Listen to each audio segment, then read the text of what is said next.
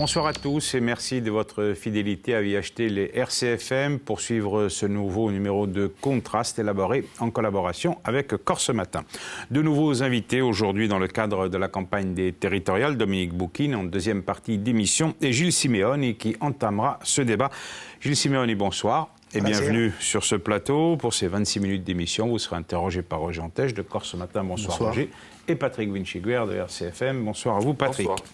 Alors, Gilles Simeoni, vous repartez à la bataille électorale à la tête de la liste de Fema à gauche, avec un atout supplémentaire, cette fois-ci, c'est celui d'être maire de Bastia, mais aussi avec des réelles difficultés, notamment au sud, qui pourraient sinon vous affaiblir, au moins vous faire perdre d'un côté ce que vous avez gagné de l'autre. Où en est Fema à gauche, aujourd'hui ? Fema Goursiga est sur le terrain. Fema Goursiga a la volonté aujourd'hui de construire l'alternative avec d'autres forces. Et Fema Goursiga est, à mon avis, considéré, comme l'a dit le dernier sondage, mais comme le confirme surtout le terrain, est considéré aujourd'hui par les Corses comme la force motrice de cette alternative. Donc nous avons conscience des responsabilités qui sont les nôtres et nous avons la volonté de continuer à renforcer la démarche et de continuer à l'élargir. Ceci étant, il manque effectivement un certain nombre de militants aujourd'hui, mais nous allons continuer à travailler et nous les convaincrons parce que nous sommes dans le fil historique du combat qui est le nôtre. Fema à gauche est une coalition électorale. Pourquoi ne pas en avoir fait un vrai parti comme le réclamait Jean-Christophe Angelini ? Fema à gauche est une démarche de rassemblement, est aujourd'hui effectivement le rassemblement de trois mouvements. Elle a vocation certainement à évoluer, cela se fera de façon progressive. Vous aviez dit ça en 2010 déjà. Oui, mais nous avons progressé sur la voie de l'union. Et d'ailleurs, je vous fais remarquer que nous sommes la seule liste qui repart dans la configuration de 2010, là où partout ailleurs. Mais avec difficulté, l'avortement a été douloureux. Notamment à droite et à gauche, on a explosé, on s'est recomposé, on s'est déchiré, on s'est opposé. Nous avons gardé le fil qui est le nôtre, nous avons maintenu la stratégie qui est la nôtre et nous avons continué au contraire non seulement à avancer mais même à élargir. Oui, donc vous menez cette liste, comme en 2010 du reste, ça veut dire que vous avez vocation à devenir en cas de victoire président de l'exécutif, c'est bien ça ? Je crois que ça, là aussi, c'est une question qui est un petit peu biaisée selon la façon dont elle est posée. Aujourd'hui, je conduis cette liste. Le sondage vous place en tête avec Camille de Rocazère des personnalités que les Corses aimeraient voir diriger l'exécutif. Alors, est-ce que vous allez leur répondre favorablement ou pas si vous êtes en tête ? En disant cela, les personnes sondées me font un grand honneur et je suis fier qu'une majorité de Corses considère aujourd'hui que je peux valablement exercer ces fonctions. Ceci étant, je suis aujourd'hui maire de Bastia. Nous avons la volonté de construire une alternative. Je crois que c'est une chance aussi pour Bastia, notamment au moment où on réfléchit sur le rééquilibrage territorial, que la personne qui conduit la liste soit aussi bien placée pour défendre les intérêts. Mais maintenant, quand on se présente à l'élection territoriale, on est un élu de la Corse et on est un élu pour la Corse. Si demain Fema à gauche gagne, si demain cette alternative se construit, cela voudra dire que la Corse a profondément changé et que les Corses souhaitent un profond changement. Je serai à la place qu'ils désireront, à la place qui est la mienne, avec toujours le même esprit de détermination, avec une conviction totale, et puis au service d'une démarche qui ne peut être, et j'y insiste, que collective, parce que présenter les institutions de la Corse comme devant être principalement, et a fortiori, exclusivement animées par le président de l'exécutif de Corse, c'est avoir une vision réductrice. Je crois au contraire que si nous voulons réussir, mais je ne dis pas que c'est la vôtre, mais si nous voulons réussir, il faut d'abord une pratique beaucoup plus collégiale, un exécutif oui, mais il y a quand même un président.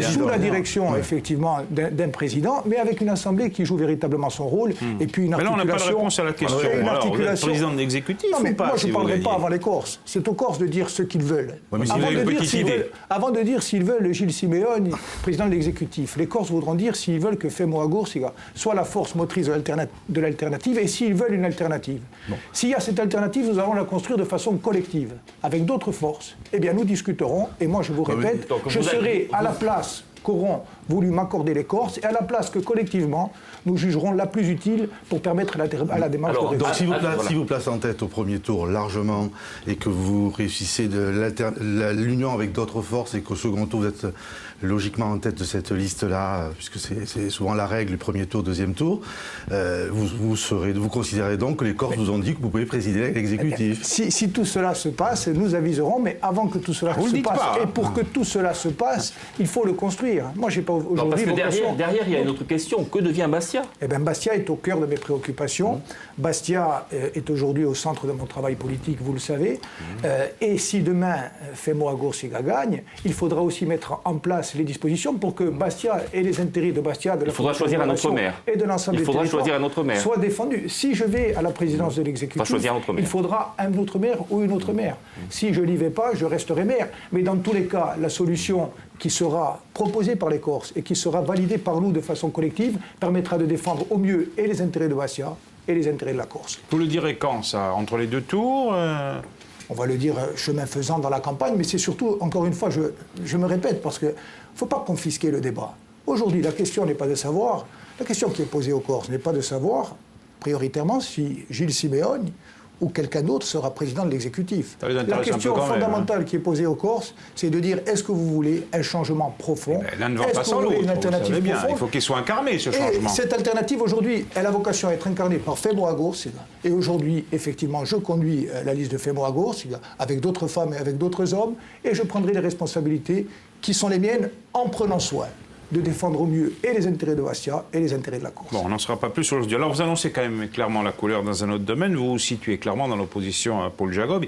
Mais quand même, cette mandature, ça a été l'occasion d'avancées politiques majeures, au moins sur le plan des idées. Des idées que vous avez toujours, vous, portées avec d'autres nationalistes. C'est Paul Jacob qui les a fait avancer. Vous êtes ingrat, quand même. Je ne crois pas que Paul Jacob les ait fait avancer seul. Il a fait voter un certain nombre de... Je pense que la famille politique qui a contribué à placer ces idées au cœur du débat public depuis plusieurs décennies a un rôle qui reste déterminant. Ceci étant, dans le cadre de la mandature, je crois aussi que le score réalisé par l'ensemble des nationalistes lors des élections territoriales de mars 2010 a profondément joué. Il est évident que si nous n'avions pas représenté 36% des suffrages, eh bien ces débats n'auraient pas eu lieu et n'auraient pas été menés à leur terme. Et puis je crois aussi qu'il y a un état d'esprit général qui va au-delà des forces nationalistes, un état d'esprit qui a été partagé par un certain nombre de forces traditionnelles, qui a permis de construire des consensus larges à l'Assemblée de Corse. Je m'en réjouis et je crois que les Corses, de façon majoritaire, s'en réjouissent. Reste le constat qui est quand même sévère, c'est que le président de l'exécutif et la majorité territoriale sortante n'a pas eu soit la volonté politique, soit la force politique de demander à Paris de prendre en considération ces votes unanimes et majoritaires, ce qui veut dire que, y compris alors que la couleur politique était la même entre le conseil exécutif et Paris, eh bien l'État n'a pas écouté. Raison de plus pour construire un rapport de force démocratique qui soit victorieux. L'alternative que vous dites préparer avec d'autres forces, elle passe naturellement par la famille nationaliste dans son ensemble? Bien évidemment. Bien évidemment. Et je resitue ces élections territoriales dans leur contexte. Leur contexte global, c'est que c'est un choix fondamental qui est proposé aujourd'hui aux Corses. Ce choix, il est d'abord, on aura l'occasion d'y revenir, une opposition claire entre deux conceptions de la politique et deux conceptions de la façon dont les affaires d'une collectivité publique, d'une communauté humaine doivent être conduites. Nous voulons défendre une conception qui place en son cœur la démocratie réelle et qui place en son cœur les intérêts collectifs de ce peuple. Au moment où nous sommes, bien évidemment que notre responsabilité historique est de construire la convergence et le rapprochement entre tous les nationalistes, parce qu'on ne peut pas imaginer un seul instant qu'une des forces, dans leur diversité et quelquefois dans leurs différences, une des forces issues du mouvement national qui ont toutes contribué à ce que la situation politique aujourd'hui avance, reste au bord du chemin. Et donc, bien évidemment, Femo Agursiga, c'est son rôle et c'est aussi la position qui lui est donnée aujourd'hui par les Corses, a vocation à rassembler tous les nationalistes. Et donc c'est pas comme les municipales de Bastia ou les municipales de Clairement, vous dites aujourd'hui que l'union se fera avec Corsica Libre au second tour. Je dis que Femo Agursiga a vocation, bien évidemment, à s'adresser à Corsica Libre, a vocation à s'adresser au Rilo, et a vocation à rassembler tous les nationalistes, y compris d'ailleurs celles et ceux qui ne se présentent pas aux élections. Ça, c'est la première partie. Mais depuis l'exemple Bastier, on a quand même quelques doutes. Mais l'exemple Bastier n'est pas arrivé de rien. Il y avait une situation politique qui a évolué depuis. Vous savez notamment qu'il y avait deux aspects forts dans notre démarche que nous essayions de faire partager par nos partenaires nationalistes. D'abord, la nécessité d'inscrire notre action dans le champ démocratique et exclusivement démocratique.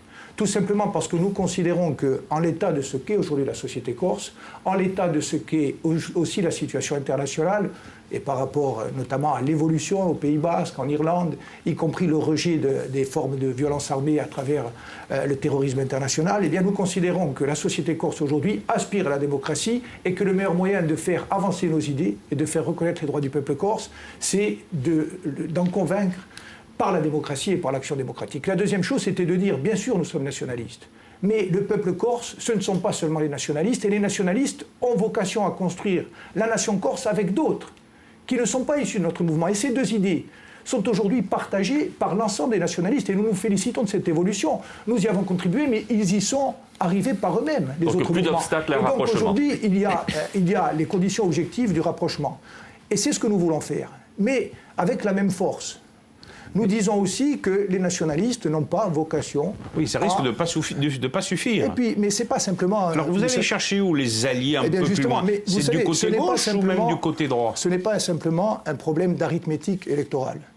C'est un problème de vision politique par rapport à ce qu'est aujourd'hui la société corse. Aujourd'hui, il y a un corps électoral et une opinion publique qui sont divisés en trois parties sensiblement équivalentes. Un tiers de nationalistes, un tiers de gauche, un tiers de droite. Est-ce qu'un tiers des Corses peut imposer ses vues aux deux autres tiers? À l'évidence, non. Et donc nous nous disons, de la même façon, peut-on imaginer de construire une Corse émancipée, rayonnante, ouverte, forte de son identité, en excluant de l'exercice des responsabilités les nationalistes qui, depuis 40 ans, se sont battus et qui, aujourd'hui, continuent d'incarner une majorité de forces vives, une majorité de la jeunesse. Bien évidemment, il faut les nationalistes, mais les nationalistes ne suffisent pas, et c'est pourquoi nous disons, allons chercher, et à gauche et à droite, des gens... À droite aussi. Mais bien sûr, nous n'excluons personne, a priori. Mais avant de réfléchir par rapport à une arithmétique électorale, réfléchissons en termes de logique politique. Nous nous disons qu'aujourd'hui, il y a beaucoup de Corses qui partagent les idées qui étaient hier défendues par les seuls nationalistes, et il y a beaucoup de Corses qui sont prêts à s'engager, et c'est là l'essentiel, dans une dynamique d'ensemble et autour d'un projet, avec une conception claire de ce que doit être l'action publique, avec la démocratie réelle en son cœur, avec une vision de la Corse, avec une vision des priorités, et ce contrat, ce projet de mandature, nous voulons le construire, non seulement pour les 2 ans à venir, mais pour les 10 ans à venir, parce que nous savons qu'il y aura 10 ans de travail au moins devant nous. Alors, on en vient justement au projet et à votre programme. À l'instar de la plupart des autres listes, vous mettez l'accent sur l'économie. Alors, vous avez tenu une conférence de presse il y a quelques semaines sur ce thème. Vous proposez les états généraux de l'économie corse au printemps. Alors, pour dire quoi et surtout pourquoi faire? D'abord parce qu'à partir du moment où nous sommes aujourd'hui une force qui a vocation à exercer des responsabilités, nous devons apporter des réponses opérationnelles très précises aux préoccupations au quotidien des Corses. Ce qui veut dire que, bien sûr, nous conservons notre idéal et nos fondamentaux que nous plaçons au cœur de nos engagements politiques, c'est-à-dire, je l'ai dit, la co-officialité, le statut de résident et le foncier, le transfert de la compétence fiscale et la défense d'un régime dérogatoire issu des arrêtés Miot. Mais au-delà de ces fondamentaux, qui sont essentiels, il y a aussi les urgences du quotidien. Et les urgences du quotidien sont dans le domaine économique et social. Je ne reviens pas sur les chiffres, ils sont connus de tous, mais 22 000 chômeurs, et notamment un chômage des jeunes, un Corse sur 5 qui vit au-dessous du seuil de pauvreté, ça veut dire concrètement 12 000 jeunes de moins de 25 ans qui vivent au-dessous du seuil de pauvreté, des entreprises qui souffrent, une économie qui est aujourd'hui une économie de dépendance absolue dans tous les domaines. On ne peut pas construire un pays émancipé si nous ne nous réapproprions pas notre économie et notre social, d'où le concept de riacquisto economico et social et la volonté d'être très présent sur ce terrain avec des propositions sur le court et sur le moyen terme. Le constat que vous dressez, c'est un constat qui est dressé par à peu près tout le monde, 22 000 chômeurs, croissance qui n'est pas, les entreprises qui souffrent. Concrètement, des mesures concrètes, parce qu'il va falloir aller vite, c'est un sujet qui est un sujet d'urgence également, mais qui va au-delà du discours et au-delà de l'analyse. Et au-delà de la rupture du modèle BTP Tourisme. Déjà, il faut acter cette rupture. Parce que si on le répète et qu'on ne le fait pas, on reste prisonnier d'un modèle qui en engendre l'inégalité sociale. José Rossi, duquel vous êtes proche, la semaine dernière, le défendait plus ou moins. D'abord, je ne suis pas proche de José Rossi. Dont on vous dit proche. Je ne suis pas proche de José Rossi, même si j'ai beaucoup de respect pour l'homme, mais sur ce point précis et sur d'autres, je suis en désaccord total avec lui.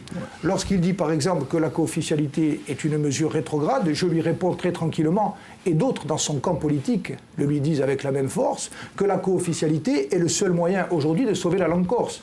Quand José Ross il nous dit qu'aujourd'hui la Corse ne peut voir son salut au plan économique que dans un modèle tourisme BTP, je lui réponds qu'il se trompe totalement. Et qu'au contraire, il faut promouvoir un développement économique totalement différent, équilibré, avec effectivement une part de tourisme, mais un tourisme très différent de celui que nous avons connu jusqu'ici, avec une agriculture de production. C'est le PADUC, ça.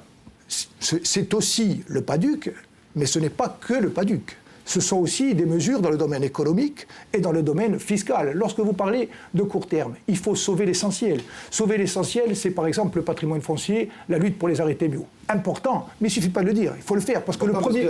En 2018, au 1er janvier, c'est terminé. Le 1er janvier 2018, pour parler de façon triviale, nous passons à la casserole. Donc il faut avoir la force politique de dire ça, ce n'est pas possible. Deuxièmement, on parle des entreprises. TPE. La plupart d'entre elles ont des difficultés de trésorerie énormes. Est-ce que oui ou non, on est prêt à mettre un fonds de sauvegarde qui soit notamment abondé? Il y a eu déjà beaucoup de plans en faveur des TPE, il y a eu même de une fiscalité particulière, puis ça n'a jamais rien donné. Pourquoi ça marcherait mieux? Écoutez, d'abord parce que peut-être que les mesures qui ont été prises n'étaient pas les bonnes au plan technique, et peut-être aussi et surtout parce qu'elles ne se sont pas inscrites dans une philosophie politique, dans une philosophie de l'action publique totalement rénovée. Mais ces mesures se distingueraient des mesures nationales? Mais bien évidemment. Et c'est une raison pour laquelle nous disons premièrement qu'il faut inscrire la Corse et la spécificité de la Corse dans la Constitution française, parce que certaines des mesures qui sont indispensables ont une portée constitutionnelle. Et deuxièmement, il nous faut un statut qu'on appelle d'autonomie. Un statut qui nous permette de légiférer, qui nous permettent de créer du droit qui prenne en compte nos besoins propres. Lorsque nous disions, par exemple, nous faisons le constat des inégalités territoriales, lorsque nous faisons le constat d'un intérieur qui meurt, je vous donne deux exemples. Si vous ne préservez pas le bâti foncier de l'intérieur, si vous accélérez la dépossession immobilière à travers le retour au droit commun en matière fiscale, vous ne permettrez pas à des jeunes de s'installer. Premier exemple. Deuxième exemple, si vous ne créez pas des mesures fiscales incitatives avec un véritable contrôle, pour que dans des zones, comme ça a pu être le cas ailleurs, dans des zones de montagne en France, où on a des statuts de zone franche ou de fiscalité aménagée. Si vous ne le faites pas en Corse, vous ne créerez pas les conditions de l'installation. Si vous n'encouragez pas une agriculture de production, vous resterez dans une agriculture de dépendance. Si vous ne sollicitez pas, comme nous le proposons dans notre programme, les grandes entreprises, par exemple, une réponse concrète, où trouve-t-on les moyens? Il n'y a pas 36 solutions. Ou l'argent public, il y en a plus. Ou l'argent privé. L'argent public, il y en a de moins en moins. Raison de plus pour l'utiliser à bon escient. Et je vous rappelle que nous avons devant nous 3 cadres de programmation qui sont essentiels et qui vont, en gros, jusqu'à 2020-2022, c'est-à-dire la fin du premier mandat écourté, 2 ans, et le deuxième mandat, 8 ans. Donc nous aurons les contrats de plan, nous aurons la programmation européenne, et nous aurons également la programmation pluriannuelle pour l'énergie. Donc ce sont des cadres structurants importants et il faut utiliser à bon escient cet argent. Ensuite, l'argent privé. L'argent privé, nous avons aujourd'hui, grosso modo, 10 milliards d'euros d'épargne qui dorment dans les banques. Pourquoi cette épargne ne s'investit-elle pas? Parce qu'il n'y a pas de confiance. Parce qu'il n'y a pas de confiance. Comment crée-t-on la confiance? À travers une action publique qui engendre la confiance. Comme ça a pu se faire ailleurs. Nous ne disons rien de révolutionnaire. Pourquoi la collectivité territoriale de Corse, et c'est une des propositions concrètes que nous faisons, n'émettrait-elle pas sous forme d'obligations garanties par la CTC, eh bien, un appel à l'épargne populaire, avec un taux de rémunération et avec la garantie de la collectivité publique. C'est un emprunt via l'émission d'obligations. Si vous mobilisez ne serait-ce que la moitié de cette épargne disponible, vous avez des fonds qui vont vous permettre d'avoir un emprunt garanti par la collectivité territoriale. Bien sûr. Avec l'état des finances aujourd'hui, vous pensez que... Raison de plus pour reconstituer les finances, raison de plus pour comprimer les dépenses de fonctionnement, raison de plus pour redéployer l'investissement. Et un dernier mot, il faut aussi faire appel, dans un cadre coopératif et participatif global, aux grandes entreprises qui font des profits en Corse. Je prends l'exemple des industries, des marchés, des hypermarchés.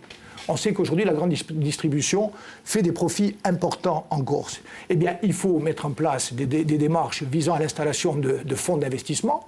Certaines le font déjà, des fonds d'investissement, y compris avec une participation de la collectivité publique, pour soutenir et réinvestir dans le cadre, par exemple, de l'agriculture.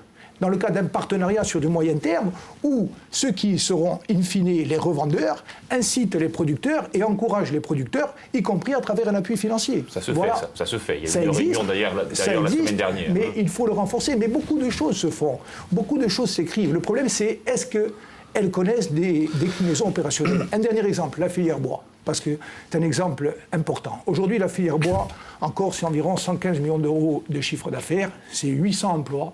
Eh bien, dans l'Isère, alors qu'il y a la même superficie forestière, il y a 10 000 emplois. Voilà les marges où nous pouvons les trouver. Alors, il y a un plan qui a été fait, il y a un plan qui a été écrit, qui décline 34 pistes d'action. La question qu'il faut se poser, est-ce que vous avez confiance à celles et ceux qui, jusqu'à aujourd'hui, ont exercé les responsabilités dans les conditions que vous connaissez pour mener à bien ces opérations? Moi, je crois que les Corses n'ont pas confiance.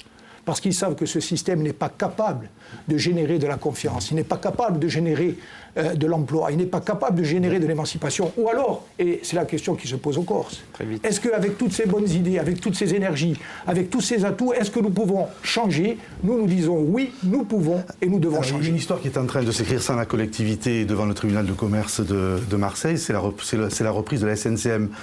On ne parle plus de création d'une compagnie régionale et il y a une offre privée qui semble se détacher parce qu'elle a obtenu la préférence au moins du procureur, on verra le 20 novembre ce qu'il en sera.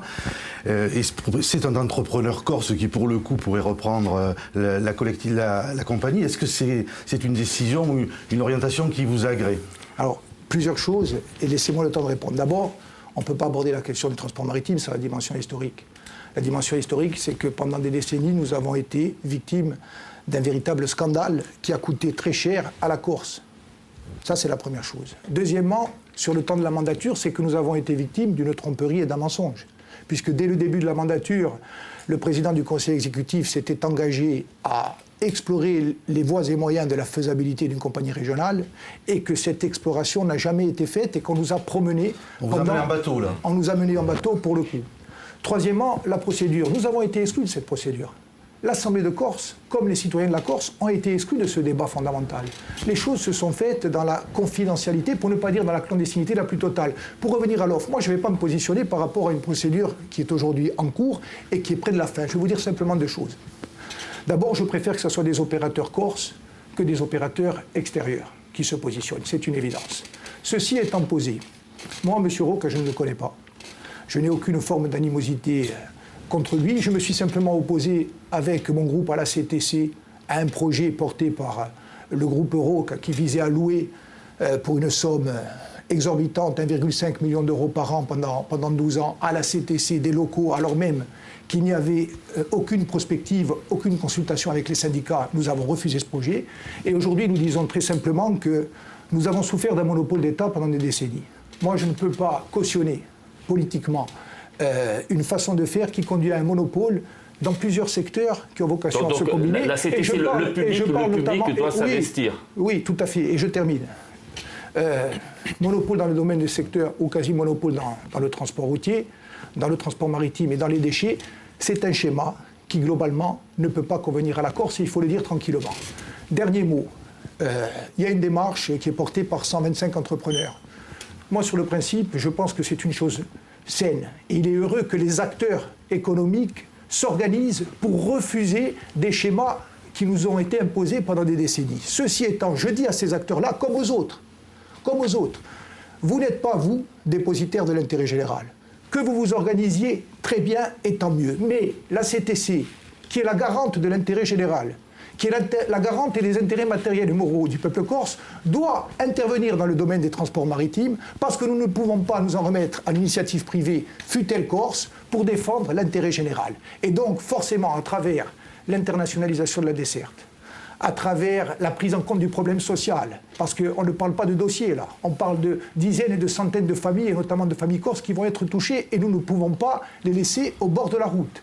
À travers la prise en compte des intérêts de l'économie corse et des Corses, à travers parce qu'il y a le fret, il y a aussi le transport passagers, eh bien, la CTC doit être présente. Et elle sera présente. Elle sera présente à travers un outil public ou à travers un outil semi-public, mais elle sera présente et nous avons vocation à le mettre en œuvre très rapidement. Il reste à peine 1 minute d'émission. Jules Siméon, dernière question. La mandature va durer 2 ans. Ça veut dire que ça va limiter l'action des futurs élus. Il va être très difficile aussi de trouver des consensus parce qu'on va préparer déjà la prochaine élection. Qu'est-ce qu'on peut faire durant cette mandature? Qu'est-ce qu'on peut faire? On peut tout faire. Très vite. On peut commencer à tout changer. Et moi, c'est le message que je veux dire très tranquillement aux Corses.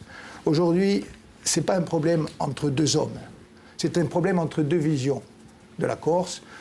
Nous avons la possibilité de tourner une page d'un demi-siècle de conflit et nous avons la possibilité de construire ensemble une véritable alternative qui va s'inscrire dans la durée, mais qui se fera dans la démocratie, qui se fera dans un projet partagé et qui permettra de redonner à ce peuple et à sa jeunesse de l'espoir et des perspectives. C'est le vœu que je forme. Eh bien, Jules Siméon, on vous remercie d'avoir participé à cette émission. On se retrouve dans un tout petit instant avec un nouvel invité. Ce sera Dominique Bocchini à Subito.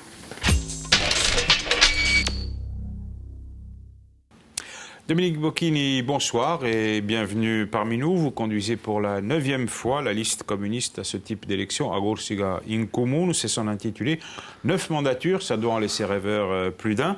Vous n'êtes pas pour limiter la durée des mandats dans le temps, vous, hein? Oh, ça peut se voir, ça, progressivement. Bon, pour le moment, par rapport aux animateurs du Front de gauche, à partir du moment où j'étais un président sortant, il était nécessaire que je continue. Et puis l'expérience, ça compte en matière politique.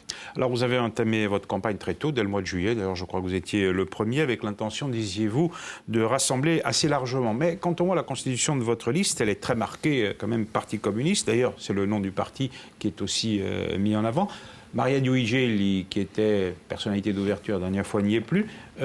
Vous avez plutôt resserré les rangs plutôt qu'au Parti communiste. Je ne partage pas du tout votre point de vue, parce que si vous connaissiez le nombre de membres du Parti communiste qui a sur la liste et le nombre de personnes qui sont d'ouverture, on a voulu faire quoi? Une liste qui est une liste qui correspond un petit peu aux idées que nous défendons. Elle est peuplée, d'un certain nombre de personnes qui y étions déjà. Il y a des candidats d'ouverture et en très bonne position, et en particulier des syndicalistes pour prendre véritablement le pouls de la température du mouvement social en Corse, parce qu'il était un peu exclu de notre débat durant 5 ans. C'est un des marqueurs d'ailleurs. J'ai compté, je crois qu'il y a une quinzaine de syndicalistes sur la liste. Oui. C'est un marqueur. C'est un marqueur parce que comme on vit une politique d'austérité profonde, et que le service public est attaqué d'une manière frontale, il est bien que ces gens-là puissent faire part de notre expérience. Ils savent ce qui se passe dans leur administration pour effectivement faire en sorte que ces problèmes arrivent en force à l'Assemblée de Corse. Il y a beaucoup de critiques quand même sur cette liste, notamment qui viennent d'un manque alternatif, qui parle de clans prétendument de gauche. Vous êtes visé? Je ne sens pas du tout. Qui refuse toute alliance avec vous d'ailleurs. Ça, je ne sais pas. Je sais que les amis de la banque alternative ont beaucoup discuté avec mes camarades et avec les gens du Front de gauche pour essayer de trouver un accord. Il n'y en a pas eu. Il n'y en a pas eu parce que d'après ce que je comprends, ils posent la question, ils veulent qu'au premier tour on définisse une fois pour toutes une ligne politique en évitant toute alliance avec qui que ce soit. Voilà, et en particulier avec ceux qu'ils nomment les clans dits de gauche, c'est pas à vous qui faisiez allusion, c'est à Paul Giacobbi. Ça alors, je leur laisse la liberté de manœuvre et de compréhension. Ils ont même allé plus loin. Ils ont dit que j'étais trop vieux. Dans les discussions que nous avons eues, ils n'ont jamais avancé ce mot d'ordre. Je leur répondrai gentiment que Adenauer, lorsqu'il a été élu en Allemagne, il a été élu la première fois à 73 ans. Alors c'est une vieille et célèbre expression du Parti communiste, je crois que c'était Étienne Fajon qui l'avait mise à l'honneur, l'union est un combat. Mais vous l'avez perdu cette union avec Paul Giacobbi durant la mandature sur la SNCM, sur la collectivité unique, sur le statut de résident. Vous allez me forcer à expliquer des choses qui sont très simples. Vous voyez le côté négatif des choses, je me réexplique là-dessus pourquoi. Lorsqu'en 2010, on a fait une union avec la formation de gauche, il y a eu un accord électoral qui n'était pas un accord programmatique. On n'a pas réussi à faire un programme commun parce que nos collègues ne l'ont pas voulu. Il va de soi qu'à ce moment-là, on devient solidaire et autonome. Solidaire veut dire quoi? C'est un peu antinomique. Hein. Mais solidaire et autonome. C'est ce que je vais vous expliquer. C'est une sorte d'oxymore. Non, ce n'est pas un oxymore du tout. C'est une ligne politique. Vous maniez très bien la dialectique. Hein. Je vous remercie. C'est une bonne chose que vous me dites. On est solidaire dans la mesure où on a voté tous les budgets de Paul Jacob, et présentés par le président du Conseil exécutif. Après, tenant compte des votes qui avaient été émis avant 2010 sur des problèmes qui sont des problèmes cruciaux, il est normal que les mêmes collègues de gauche continuent dans leur ligne. Il n'y a pas de raison que nous ne continuions pas dans notre ligne. Vous avez avalé un certain nombre de couleurs. Je ne vais pas voter aujourd'hui ce que j'ai combattu durant un quart de siècle à l'Assemblée de Corse. Mais on est bien d'accord là-dessus. Je n'attaquerai jamais le service public. Je défends les salariés en lutte, ceux d'Air France en particulier, qui maintenant sentent qu'effectivement, il y a des difficultés. Un mot aussi pour dire quand même. J'entends bon nombre de discours. Je vous regarde et je vous entends. J'aimerais qu'un certain nombre de collègues candidats, et c'est tout à fait normal, c'est le jeu de la démocratie, parlent un peu des véritables problèmes. Est-ce qu'il y a austérité, oui ou non? Est-ce qu'elle fait des dégâts? Et est-ce que la Corse seule a les moyens, parce que nous sommes Corse, de se développer comme ça? Non, c'est l'inverse qu'il faut faire. Il faut relier les problèmes qu'il y a en Corse avec des politiques nationales et avec des politiques européennes. L'Europe aujourd'hui, c'est clair pour ceux que nous sommes, pour ceux que nous représentons. Qu'est-ce qu'elle fait? Elle permet à Hollande, malheureusement, de continuer la politique de Merkel avec les dégâts que ça fait chez nous. Est-ce que vous vous êtes posé la question, des dégâts occasionnés par la politique austéritaire? Et on ne va pas ici dire je vais faire, mais on va revenir sur avec quels moyens? On se la pose tous les jours, la question, c'est peut-être pas à la CTC de régler tous ces problèmes aussi. Mais je partage votre point de vue. On va revenir sur le programme tout à l'heure, mais fort de l'expérience de cette mandature qui s'achève, est-ce que vous vous embarquerez à nouveau dans une union qui ne se fera pas sur la base d'un accord programmatique? Monsieur Hanté, vous êtes trop expérimenté pour ne pas comprendre. Je vais le dire d'une manière simple, d'une manière très claire. Si la liste que je mène fait X% des voix, les rapports que vous pouvez avoir avec des collègues sont d'une certaine nature. Si la liste que je mène fait Y% des voix, vous comprenez bien que celui ou celle qui sont en face, ils vous considèrent autrement en fonction. J'invite les gens, par rapport aux difficultés qu'ils ont, les chômeurs, les gens qui subissent la vie chère, qui n'ont pas d'HLM, qui n'ont pas d'emploi, qui ont des difficultés énormes, de bien réfléchir avant de mettre un bulletin dans l'urne. Avec nous, ils savent que ces problèmes, on les a posés durant la mandature. On va continuer à les poser fortement parce que pour nous, ce sont les problèmes centraux de la Corse. Ce n'est pas l'identité qui va nous sauver. Il faut continuer à vivre, mais pas dans un repli identitaire, dans un repli d'ouverture et essayer de quoi faire progressivement, avec les moyens que nous avons. Excusez-moi, je vais être un peu long, mais écoutez, monsieur Hanté, 2 secondes. Est-ce que vous avez une idée, avec la collectivité unique, où on entend des choses à l'Assemblée de Corse qui sont inacceptables, sauf que le collègue a le droit de le dire. On vous dit, avec l'argent du Conseil général de ZA, avec l'argent du Conseil général de B et l'argent de la région, on va faire une nouvelle Corse. C'est un mensonge. Pourquoi? Il n'y a qu'à regarder cette année. Puisque les collectivités doivent participer à la gestion de la crise, comme si nous étions à l'origine de la crise. Combien de millions d'euros en moins cette année dans le budget de la collectivité, comme dotation globale? L'année prochaine, c'est déjà fait. Combien? L'année prochaine, combien? On dépasse les 50 millions d'euros. Ce qui est valable au niveau de la région, est valable au niveau des départements, est valable au niveau des communes. Avec moins d'argent en Corse, de la solidarité nationale, nécessaire et indispensable. On va faire la Corse de demain. Non, la situation va s'empirer. On va en parler après. Sur votre programme, vous maniez la dialectique, mais aussi le rapport de force électorale, Dominique Bocchini. Est-ce que durant cette mandature, vous diriez, comme Jean Tsoukaril, qu'une ligne rouge a été franchie sur un certain nombre de domaines? Non, mais Tsoukaril, il dit ce qu'il veut et je dis ce que je veux. Oui, mais justement, moi, je peux expliquer, dans la mesure du possible, avec le groupe que nous avions, qu'est-ce que nous avons fait à l'intérieur de la majorité pour qu'un certain nombre de choses soient prises en compte. On ne va pas dire que sur le train, on n'a pas avancé. Oui, il marche, quoi. Il ne roulait pas au début de la mandature. Je vous remercie. Et les 12 autorails étaient toujours à Bagnères de Bigorre. Bon, ils n'étaient pas encore rentrés. 2. On ne va pas dire qu'on n'a pas beaucoup travaillé sur les problèmes énergétiques. Je vous rappelle, quand même. Ah, le vin, j'ai quand même reporté à 2020. Non, mais attendez, non, pas du tout. Le projet Cyrénée, on ne sait même plus où il est. 2 secondes. Fut un temps, les Corses s'en souviennent, avec ceux qui étaient aux affaires et qui sont restés plus d'un quart de siècle, il y a une partie de l'île qui est restée sans lumière. On a réussi à régler ces problèmes puisqu'on a voté la semaine dernière, avec des prévisions qui sont des prévisions sérieuses, actées par le gouvernement, avec 2 centrales au gaz. Le gaz qui est le projet Cyrénée, qui va descendre de Bastia à Ajaccio. Je ne vais pas dire ici, pour ne pas parler chiffres, ce que ça coûte sans que la collectivité participe et le nombre de créations d'emplois. Pour le chantier et en même temps après, il y a donc là un effort qui a été fait parce que nous nous sommes bien battus. On ne va pas dire qu'on n'y est pour rien dans la politique du logement. Écoutez, en un mot. On va parler des programmes, mais juste avant une dernière question. Non, mais ça, c'est pas mon programme. C'est ce qui s'est passé hier par rapport à la question qui était posée. Qu'est-ce que vous avez fait? On ne peut pas dire qu'on n'a pas pesé sur le logement. Écoutez, en un mot, on a multiplié le budget du logement par 4. Les subventions d'État en matière de logement social, elles tombent. Et on essaye, pour se faire et pour aider les municipalités. J'avais déposé une motion pour dire qu'il fallait créer un office foncier. On a créé un office foncier, une agence d'urbanisme. Et demain, vous reformeriez une majorité territoriale avec Paul Jacob, pour être clair, avec la gauche? Je suis très clair. J'attends le résultat du premier tour. Et les Corses doivent nous encourager pour qu'on pose réellement les problèmes de la vie quotidienne parce qu'il y a trop de malheurs, trop de difficultés en Corse. Je vais vous raconter une petite histoire.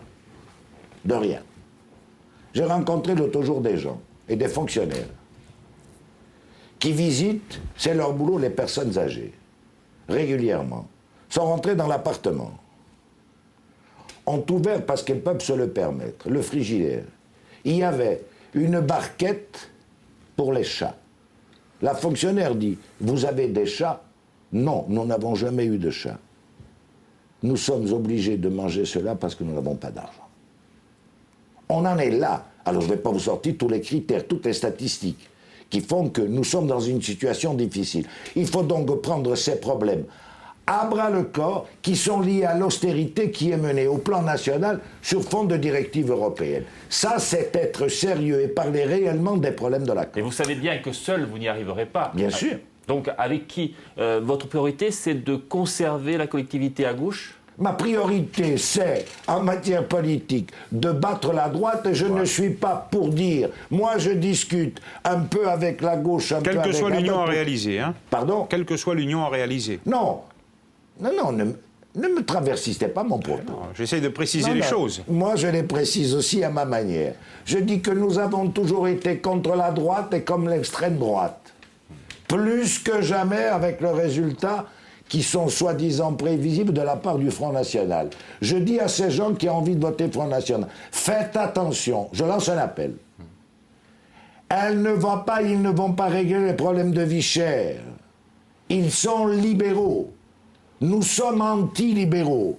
Nous voulons être auprès des gens pour que leurs problèmes montent parce qu'avec eux aux affaires, on ne va rien régler et lorsque j'entends un certain nombre de collègues à Contraste par exemple continuer à nous dire l'avenir de la Corse c'est le tourisme et le BTT, on a payé, ça suffit, et il faut aussi faire autre chose. Dominique Bocchini, et si au lieu d'avoir la droite en face, vous aviez les nationalistes, vous auriez la même attitude? La même attitude, elle est que je ne lis pas dans le bar du café. C'est une manière indirecte de parler des sondages. Voir un petit peu quel est le résultat. Je rappelle que en 2010, 2 ou 3 mois avant le résultat, je parle de la liste que je menais, nous étions à 6%. Nous avons dépassé les 10. Cette fois, vous êtes à 7. Cette fois, on est à 7. Donc on est en augmentation et on va continuer à augmenter. Mieux, lorsque je regarde le sondage en général, je regarde la disposition des forces. Le mouvement nationaliste est à peu près au même niveau. La gauche, elle est un peu en perte. Le Front National monte et la droite, elle n'est pas en augmentation. Donc, on va réfléchir une fois que le résultat du premier tour sera intervenu et on verra ce qu'il y a lieu de faire dans une perspective me semble-t-il, d'empêcher à tout prix, peut-être, la droite de recommencer une politique qui est néfaste aux intérêts populaires. Dominique Bocchini, Paul Jacob est mis en examen dans l'affaire dite des gîtes ruraux. D'autres personnes au Conseil général de la Haute-Corse le sont. Ce climat, ces affaires qui gravitent autour du président de l'exécutif, vous vous sentez à l'aise avec lui? Je n'ai pas à me sentir à l'aise ou pas à Vous êtes l'aise. souvent présenté comme une caution morale.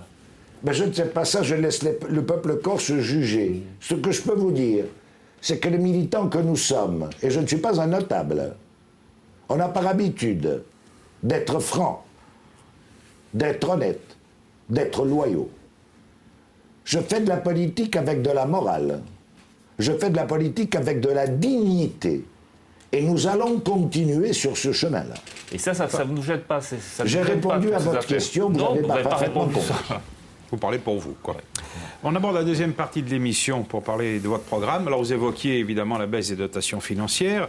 Tout le monde dit que la Corse, et puis c'est vrai, n'a pas de fiscalité particulière, n'a pas de ressources propres. L'Assemblée territoriale, chaque année, l'État donc diminue. Antoine Orsini a fait un rapport durant la mandature concernant une fiscalité nouvelle pour la Corse. Vous avez voté contre. Contre et content d'avoir voté contre. Et où on le prend l'argent, Dominique Bocchini? Exactement. C'est une bonne question. Vous êtes trop expérimenté, Jean Vitus, pour regarder ce qu'est le produit des réflexions collectives à l'Assemblée de Corse, où chacun donne son point de vue et il est respectable, des différents statuts que nous avons pour dire où est-ce qu'on va prendre l'argent. Est-ce que l'argent que l'on va prendre maintenant, s'il y a lieu et si l'État le donne, il va aller où? C'est la question. Pourquoi faire? Deux idées là-dessus. J'ai mené une délégation chez Marie-Lise Lebranchu il y a un mois. Je lui ai posé la question. Pas de réforme fiscale pour la Corse fera partie intégrante de la réforme fiscale nationale. Je lui ai posé la question. Qui ne vient pas, d'ailleurs. Voilà, qui ne vient pas. Donc pas de transfert de fiscalité. Hein. Deuxièmement, avant d'examiner quoi que ce soit, je voudrais quand même vous rendre attentif à ce que je vais vous dire. Est-ce qu'une fois, il y a les Corses qui savent sur le crédit d'impôt, ceux qui sont. J'ai écrit à M. Sapin, par correction et par esprit de responsabilité. Je ne vais pas vous montrer le courrier que j'ai envoyé et la réponse que j'ai eue. Combien de millions sont-ils tombés encore depuis 3 ans au niveau du CICE? 50 millions. Plus, écrit par Sapin. Au niveau du crédit d'impôt, combien ils sont tombés? Et deuxièmement, quelle est l'aide portée par l'Agence de développement économique de la Corse au milieu entrepreneurial corse? Lorsque je fais le compte, oui, aux entreprises corse, lorsque je fais le compte... Il ne fallait pas le faire.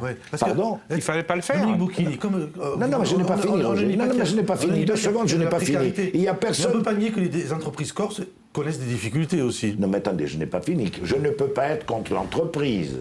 Vous ne me croyez quand même pas conservateur à ce point. Je voulais le vérifier. Idiot à ce point. Qui est-ce qui ne va pas être pour développer les entreprises? À condition, en même temps, et nous le proposons, qu'il y ait un fonds régional unique d'aide aux entreprises. Mais en même temps qu'on le conventionne un petit peu.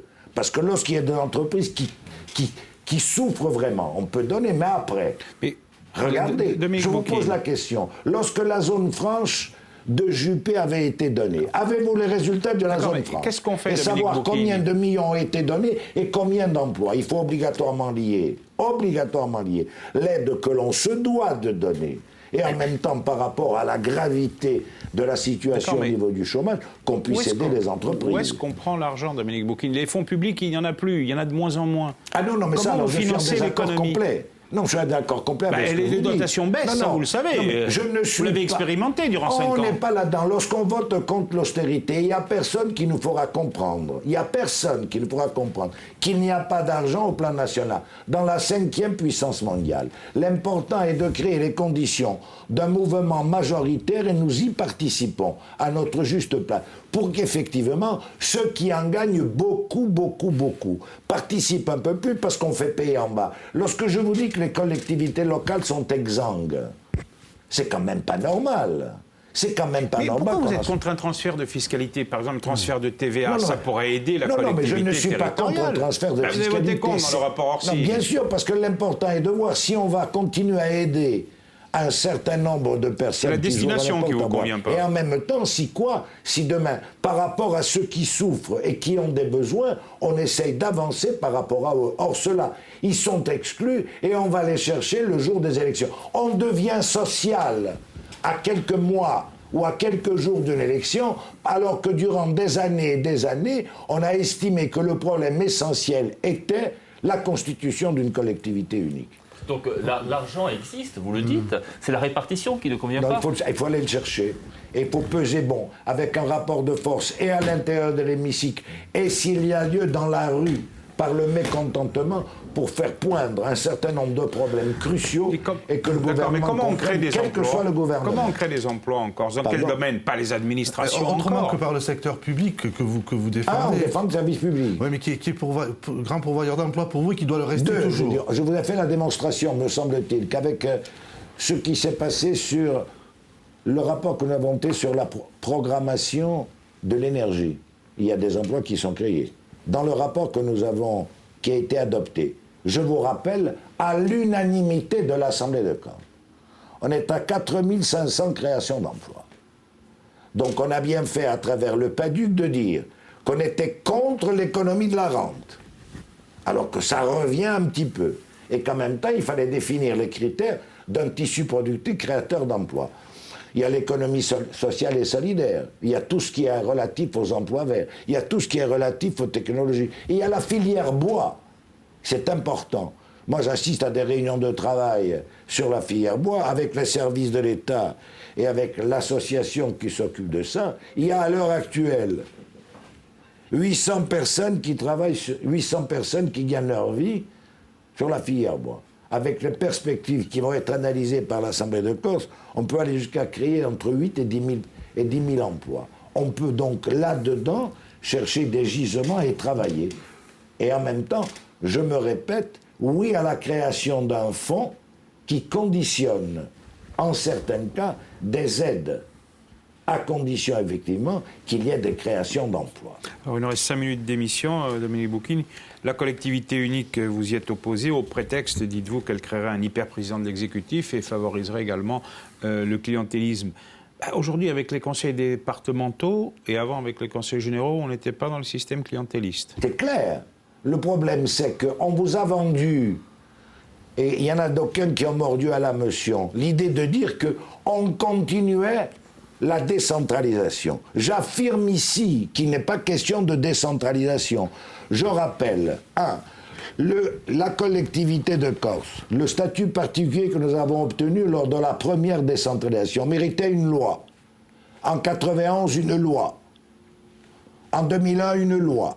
Aujourd'hui, vous rentrez nuitamment dans le cadre d'une loi nationale, qui est la loi NOTRe, par un amendement. C'est fini, il n'y a plus de discussion sur la Corse au Parlement. Ça, c'est la méthode, mais sur le fond. J'en venir au fond. La méthode rejoint le fond. Vous le savez très bien. Une fois qu'on a fait ça, bien, on arrive à quoi? Le gouvernement va procéder par ordonnance. On va discuter un petit peu. Vous allez y participer? Bien sûr. C'est normal que je participe. Il m'arrive même de mener des délégations et de défendre le point de vue qui a été... Vous y étiez, mais le groupe communiste n'y était pas. Non, moi j'y étais, moi. Oui, vous, en tant que Pour le président. moment, je suis toujours communiste. Oui. Président de l'Assemblée, vous y étiez. J'y étais, donc. J'ai défendu le point de vue. J'ai défendu le point de vue de la majorité. Après, si on me demande mon avis, je donne mon avis. Mon avis, c'est celui que je vous donne. Vous allez défendre encore la tenue d'un référendum? Bien sûr, plus que jamais. Non, mais tous ces gens qui sont démocrates, on a voté à l'Assemblée de Corse en 2003, lorsque Sarkozy, ministre de l'Intérieur, était venu. 44 collègues ont voté pour la suppression des départements. Le peuple corse a voté, il a voté non à la suppression. En Alsace, l'année dernière, on a voté aussi contre la suppression des départements. Mais tous ces gens-là... Est-ce qu'il n'y a pas une confusion? Non, mais laissez-moi finir. Est-ce qu'il n'y a pas une confusion? Est-ce qu'on ne dit pas non aux missions que... il faut garder les missions que remplit le département, mais est-ce qu'on se prononce vraiment sur maintien ou suppression du département? Je me prononce vraiment sur tout. Je vous dis que... Vous gardez les conseils départementaux? Bien sûr, parce que le conseil général était un élu de proximité. Et ce n'est pas vrai... Avec le découpage des cantons, il est un petit peu moins. C'est autre chose. On est bien d'accord. Et avec le découpage des intercommunalités, c'est encore pire. Parce que c'est les intercommunalités qui montent en force, et bientôt on va supprimer les petites communes. Où les petites communes de 20 habitants vont avoir... Mais en quoi c'est gênant de mutualiser les choses? Le maire, il va faire l'état civil. Non, mais je vais répondre à la première question. Ce n'est pas de la décentralisation, c'est de la concentration de pouvoir. Il y a un comité de pilotage qui se réunit à Corté et qui répartit l'argent. Écoutez, ceux qui vont voter pour ceux qui ont avancé dans cette direction, je le répète fermement, on va voter, ils vont voter pour fêter l'avènement d'un nouveau roi de Corse. Écoutez, on ne va pas laisser le pouvoir à une seule personne en Corse comme ailleurs. Le peuple français qui a beaucoup lutté depuis 1789 pour avoir des structures démocratiques sait très bien que la démocratie appelle toujours des contre-pouvoirs.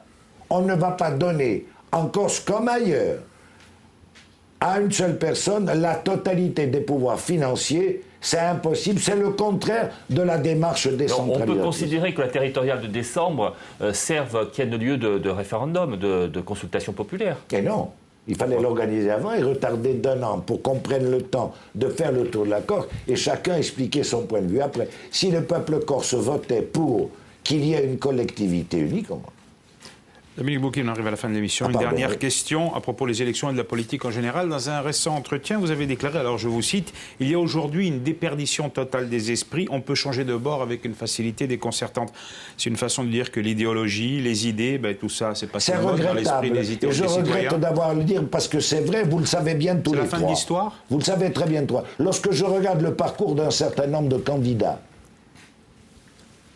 il y a quelque temps, aux élections départementales et aujourd'hui, je dis que la Corse est atteinte de nomadisme politique. Ça suffit. Nous, on est fidèles à des principes, on est sur ligne politique. On la défendait hier, on la défend aujourd'hui, et je demande aux Corses de nous aider pour qu'on parle de leurs vrais problèmes. Dominique Bocchini, merci beaucoup d'avoir participé à cette émission. La semaine prochaine, merci à vous, messieurs, également. Nous terminerons notre série de contrastes consacrée aux élections territoriales en recevant les 2 derniers candidats, Camille de Roccasera pour la liste Unidiba Gorsica et Paul Giacobbi pour la liste Prima Gorsica. Giacobbi, Roccasera, on se croirait revenu aux années 50. Mais c'est l'élection de 2015 dont il sera question. A domenica, donc, intanto, buona settimana, buona serata.